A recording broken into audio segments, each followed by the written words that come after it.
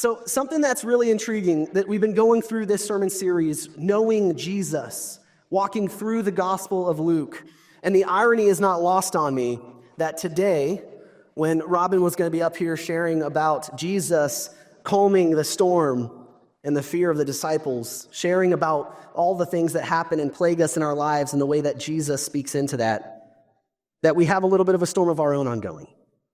Right? And each of us, wherever we are in our life, I know you have that happening too.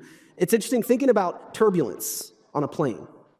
You're sitting easy, reading through the magazine, right? If they still have them on many of our planes. Reading a book that you brought with you, watching a movie, sipping on the Sprite, eating some stale pretzels, or if you're really lucky, one of those heavily oversalted, weirdly dark chocolate styrofoam cookies. You know, yeah, snap, crackle, and pop. So when you're there, you're doing that, chilling, no problem, enjoying, waiting the next hour and a half until we're going to land, and then all of a sudden, it seems like the bottom gives out onto the plane and starts shaking, and maybe you get a little white-knuckled, you start praying. Looking around at people is a fascinating thing during this time. Some are like me, white-knuckle and praying. Others seem really calm, but their eyes are closed and their lips are moving. And you could tell that they're saying prayers. And then there's that one girl, that one guy who's just as everything is shaking, they're just like nothing is bothering them. They're continuing to try to read their book. Like, they've seen this story 1,000 times. They're not worried about it. But what you do during that time, what I do, is look towards the flight attendants. Because if they look worried, then I'm worried, right? But more often than not, they're continuing down the aisles, doing their food service, because they've been through this before. They know what to expect. They are not worried. They are the ones you look to that you think you should be in control right now. How are you going to respond in this situation? And we follow suit. We do this in various different times. Right? We do it from a very individual, a familial, even a societal level. We look to the people we assume should have the control of the situation, and if they're losing their minds, it doesn't quite inspire confidence. So as we dig into this text this morning, we're going to be in Luke chapter 8, starting in verse 22. But I want us to keep this idea in mind of times when things get a little shaky and rocky, the responses we have to it, and where do we look in response. So Jesus has just been walking, or has been going around, has shared stories with people, parables, had taught many things, had healed people, sat down in the previous chapter in the house of this Pharisee where the woman came and gave this fragrant offering of love, and Jesus offered her forgiveness. And he's doing a lot over here, and then as he often does, he says to his disciples, this is verse 22 of Luke chapter 8.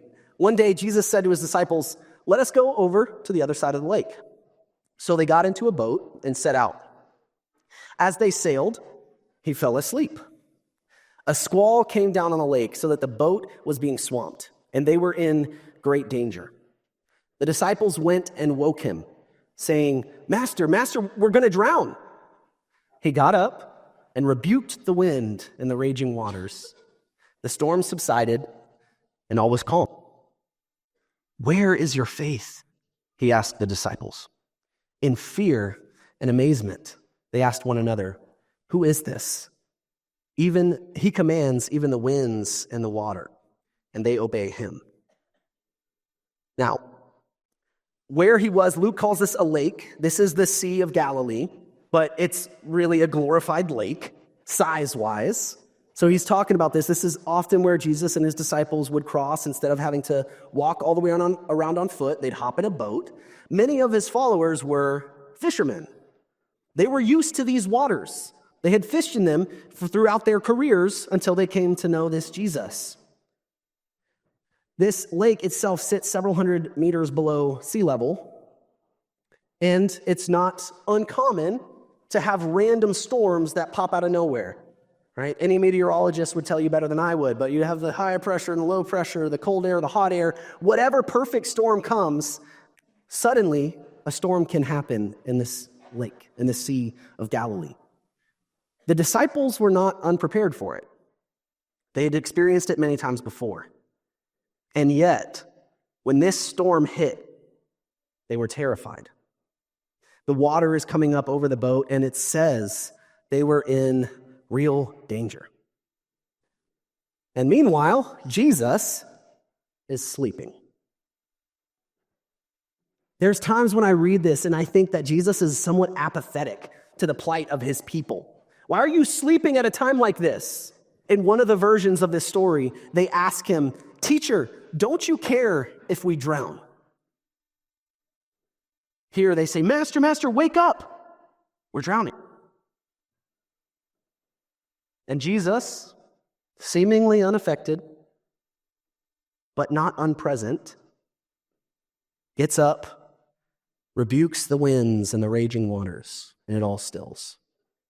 There's something about this fear that is so primal and is so prevalent. It's not new to us today. It wasn't new to them then. This fear goes all the way back to the beginning of everything. When God created, it's not until Genesis chapter 3 that we ever read the word fear. God's original intent, God's original design was not for us to be plagued by fear and worry and anxiety. Once Adam and Eve take that fruit and they eat it, they go and they hide. God comes and he asks, "Where are you?" They come out and they say, "Well, we realized we were naked. We were afraid. And so we hid." Fear wasn't in the beginning with God. Jesus was. And God, in this moment, after the fall is occurring, the judgment is being pronounced on his people moving forward. They're kicked out of this garden. There's a little piece in there where God promises a deliverer. God promises restoration. God promises that things that are upside down being turned right side up in the future. He says that that Eve's offspring will come and crush the head of the snake. And what Jesus did when he came to this earth is he came and he overpowered death itself. Jesus began the process of, we've talked about that this upside down kingdom. Some will say it's the right side up kingdom. And what we're living in is what's upside down. Look around. Look at our geopolitical context. Look at all of the mess that's happening around the world. Look at all the mess that's happening a couple miles away. Look at all the mess that's happening in our homes, in our workplaces, in our hearts, and in our minds. And Jesus started something way back when to start the process of making everything right. And one day he has said he's going to come back and everything else will be done away with. The tree that they picked the fruit off of, that ate, that led to fear, that led to death, that led to evil, that led to rupture of all of our relationships and all of creation, doesn't show up at the end of our story. In Revelation, there's only one tree, and that tree is the tree of life. Fear will be done away with because we're told God is love. And in that same passage, we're told that there is no fear in love, and perfect love casts out fear. And what God is doing, what Jesus came to do, was to begin this process. And so when the disciples are sitting here and they're faced with fear, it's not new, but it was not the intent. There's a really prominent advice column that began decades ago called Ask Ann Landers. This is something I learned from Robin. I didn't know what Ask Ann Landers was. Yeah, I'm aging myself. I did know Dear Abby, which is apparently an offshoot, but so there were these women that utilized this pseudonym of Ann Landers. People would send in letters asking for advice of how to deal with stuff. And what we find out, they had at its peak, I think it was over 10,000 letters a week that were coming in. And they were asked, what is the most common thing that people deal with? The most common question people have that they reach out to you, for advice on. Without missing a beat, she said, "That's easy. People want to know how to handle fear." We struggle with our fears. We struggle with the unknown, and we struggle with the things that are known and that we fear. We see these stories in the Bible. We see Jesus doing these incredible things, and the disciples respond in fear and amazement, and they say, "Who is this? Even the wind and the waves obey him." And they know the answer to that story, and I think that's why they're terrified, because they were well aware of other stories throughout the Hebrew Bible of who controls the wind and the waves. They had seen with their own eyes things that God was actively doing in their day, and they were terrified.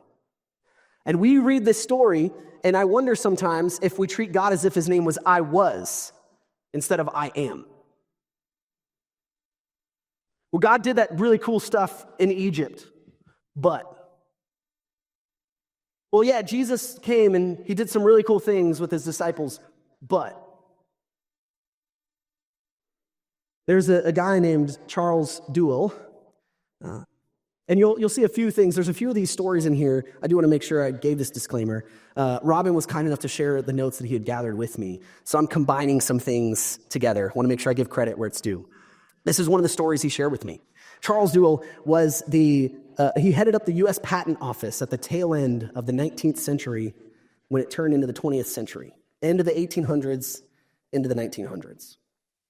And it's disputed at this point, but he was claimed to have said in 1899 that they should close down the U.S. Patent Office because everything that can be created has been invented. I think it's disputed because 3 years later he's quoted as saying on his when he was ending his tenure there at the Patent Office, he said, "I wish that I could start my life again right now because there's no telling the beauty of the marvels that are going to be created in this next lifetime." Because in that interval, the first voice was transmitted over radio waves. The photoelectric cell was developed. Not too long after, man would fly through the sky. Wilbur and Orville Wright. Incredible things were still to take place, but he thought that everything had been achieved. And how wrong he was. And sometimes I think we believe that everything has been achieved. God has done everything he will do, and how wrong we are. When we get into these places, this psalm is something that that helps me to consider, and I hope it will help you. Psalm 56, verses 3 and 4. "When I am afraid, I put my trust in you. In God, whose word I praise, in God I trust and am not afraid." When we get into situations of fear, what we need to remember is God's track record. God's done it. God's promises. God will do it. And his character. In this Gospel of Luke, we see Jesus as this compassionate, willing human being to care for those around him. And we see the God of the universe capable of rebuking wind and waves. Jesus is both able and willing. The character of our God is to be with us through all of it and to help us to the other side of the lake. Even when we don't see it, God is working. There's a story that Robin shared with me about this little girl praying at bedtime. And her father overhears her prayers. And she's praying the ABCs. And he waits until she's done, goes in. He says, "Hey, honey, were you praying the alphabet?" A little incredulously. She says, "Oh yeah, Dad, I didn't really know what to pray for.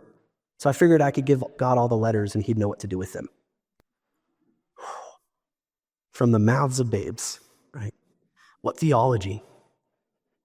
And we sit here and drone on. And sometimes I don't know what to say. Sometimes you're in those spaces when you don't know what to pray. And this little girl reminds me of Romans 8. And we're told that the Spirit helps us in our weakness.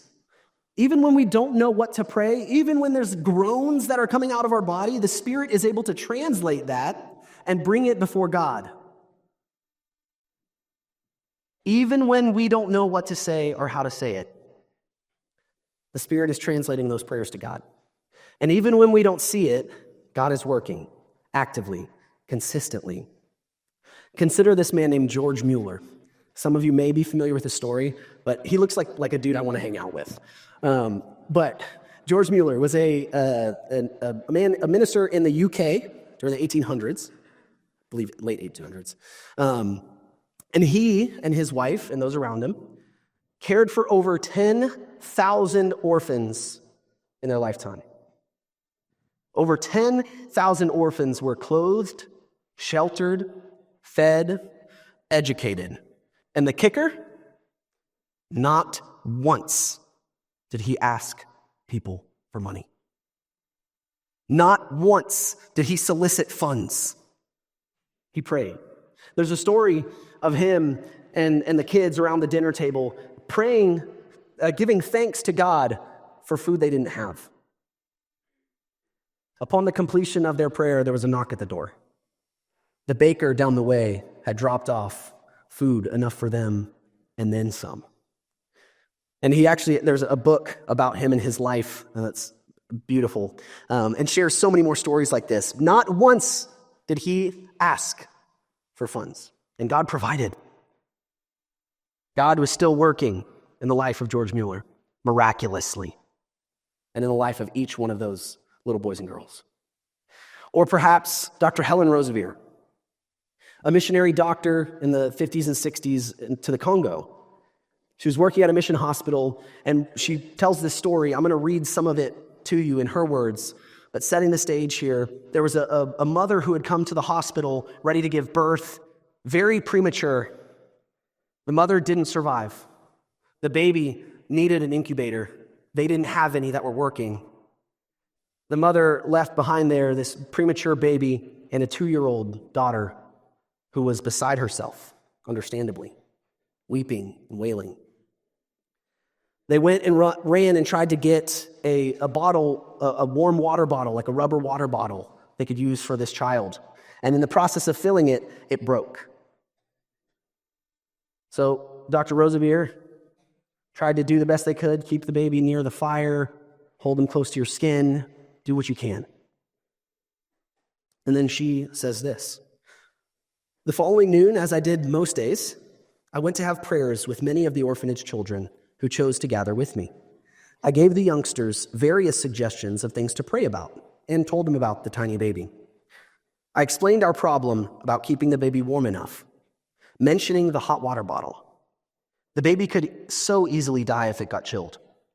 I also told them about the 2-year-old sister, crying because her mother had died. During the prayer time, one 10-year-old girl, Ruth, prayed with the usual blunt consciousness of our African children. 'Please, God,' she prayed, 'send us a water bottle. It'll be no good tomorrow, God, the baby will be dead. So please send it this afternoon.' While I gasped inwardly at the audacity of the prayer, she added by way of corollary, 'And while you're about it, would you please send a dolly for the little girl so she'll know you really love her?' As often with children's prayers, I was put on the spot. Could I honestly say amen? I just did not believe that God could do this. Oh, yes, I know that he can do everything. The Bible says so. But there are limits, aren't there? The only way God could answer this particular prayer would be by sending a parcel from the homeland. You could tell she's British. I had been in Africa for almost 4 years at that time, and I had never, ever received a parcel from home. Anyway, if anyone did send a parcel, who would put in a hot water bottle? I lived on the equator. Halfway through the afternoon, while I was teaching in the nurses' training school, a message was sent that there was a car at my door. By the time that I reached home, the car had gone, but there, on the veranda, was a large 22-pound parcel. I felt tears pricking my eyes. I could not open the parcel alone, so I sent for the orphanage children. Together, we pulled off the string, carefully undoing each knot. We folded the paper, taking care not to tear it unduly. Excitement was mounting. Some 30 or 40 pairs of eyes were focused on the large cardboard box. From the top, I lifted out brightly colored knitted jerseys. Eyes sparkled as I gave them out. Then there were the knitted bandages for the leprosy patients, and the children began to look a little bored. Next came a box of mixed raisins and sultanas that would make a nice batch of buns for the weekend. As I put my hand again, I felt could it really be? I grasped and I pulled it out. Yes, a brand new rubber hot water bottle. I cried. I had not asked God to send it. I had not truly believed that he could. Ruth was in the front row of the children. She rushed forward, crying out, "If God has sent the bottle, he must have sent the dolly too." Rummaging down to the bottom of the box, she pulled out the small, beautifully dressed dolly. Her eyes shone. She had never doubted. Looking up at me, she asked, "Can I go over with you, Mommy, and give this dolly to that little girl so she'll know that Jesus really loves her?" That parcel had been on the way for 5 whole months, packed up by my former Sunday school class, whose leader had heard and obeyed God's prompting to send a hot water bottle even to the equator. One of the girls had put in a dolly for an African child 5 months earlier in an answer to the believing prayer of a 10-year-old to bring it that afternoon. The storms in our life really are dangerous, but God has the final say. In the 1800s, in the 1900s, today, the reality is the storm may or may not have been started by Jesus when he was asleep in the boat. I don't think Jesus started the storm, but Jesus had authority over the storm. And right now, I think sometimes we can feel fear around us. And the reality is faith isn't fearless. It's trusting even when you fear the most. And in that moment, these disciples are crying out when they see the water coming over the board. And they, maybe like Dr. Rosevier, said, "We're going to drown," rather than praying like little Ruth, expectantly. How often do I encounter things that are difficult in my life and I respond like these disciples? And Jesus, when he asks them, "Where's your faith?" I don't see Jesus condescending. I don't see Jesus scornful. I see him asking them where their focus is. Is your focus on the storm or on the one who has authority over it? And church, is your focus on the storm or on the one who has authority over it? It's pretty convicting to me because so often my focus is on the storm. And I don't turn to Jesus in faith. I yell out to Jesus in desperation. But the beauty is, even then, he didn't just get up and rebuke his followers. Jesus got up and rebuked the storm that was threatening his followers. And then he asks them where their focus is. And they were terrified. I think it's interesting. At first, they were afraid of the storm, and eventually they were afraid of this Jesus. They had corrected that which was disordered. A few things I want to ask us. Where is your faith today? Where is your focus and what is it on? We live in a time that is scary, and that's okay. One of the things I want us to remember is that fear is natural. When the disciples were afraid, in this text it says they were in great danger. Many of us in this room, you've seen the emails. You're reading the news. You've heard all the rants. And you're scared. You don't know what it's going to look like in 8 months or less. Where's your faith? Fear is natural. It's a valid response in our bodies when something feels wrong. And then what do we do with it? That's the question. Because the reality is, while fear is natural, what you don't need to forget, Jesus is in the boat with you. Jesus was in the same boat that the disciples were in that was threatening to harm them. Jesus is in the boat with you, with whatever you're facing. with the diagnosis and the divorce, with the difficulty at school and the difficulty at home, with the questions about your employment status. Because the reality is, you have so little control over when those storms start and how intense they are. You could do the best you can, and you could still lose that job. You could be doing the most important job in the world, and you could still lose it. You could be the most loving toward your spouse you could possibly be, and they could still choose to walk out. You could be the most kind and caring and compassionate to your children, and they could still reject you. In the midst of the storm, don't focus on the storm. Instead of turning to panic, turn to prayer. When times of panic arise, times of prayer need to follow. Fear is valid and is natural. Jesus is in the boat with you. And Jesus has authority over the storm. The storm doesn't get the final say. God does.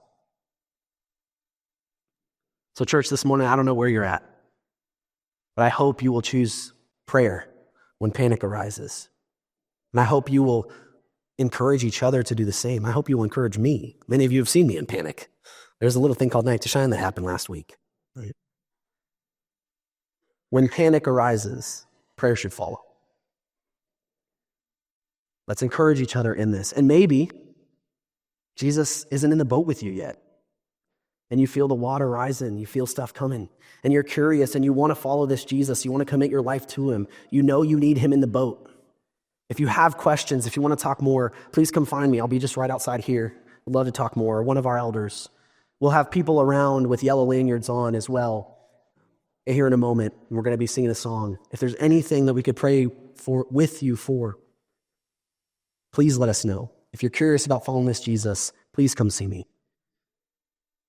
Jesus has authority over the storms in our lives. Let's remember that. We stand and sing.